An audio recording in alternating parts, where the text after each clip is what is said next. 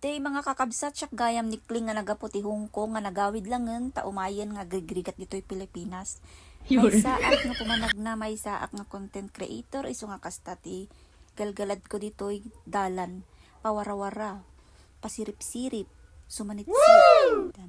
Day tagarod guys kat pumanag na kami dita nga aldaw idirabi idayta.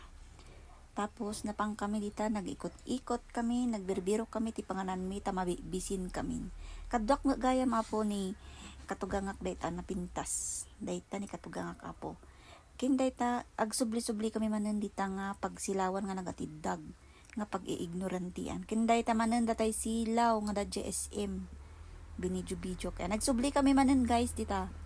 Dayta manen datay silaw nga nagatiddag nga kunak manen. Dayta guys. Habang magmag na kami garod guys ket nay nagpapiling-piling ak dita nga nag-hi-hi. Yan. Ta kadwak lagi ta anak ko dita nga ko sumarsarong dita likod ko habang agbidbidyo na.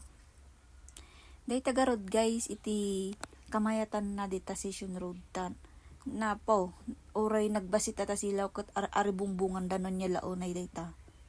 Siyempre, agpasko ko nada nga road. Yan, nagsubli-subli kami maninditan guys. Kalpasan na dayta guys, kat permit ibisbisin min. Tanagatidagan, tiyapan may pinagpag na. Inikot min dayta SM. Yan, kas kunak garod kanya yun nga. Oray pumanag na kami basta librida. Charot. Goodbye.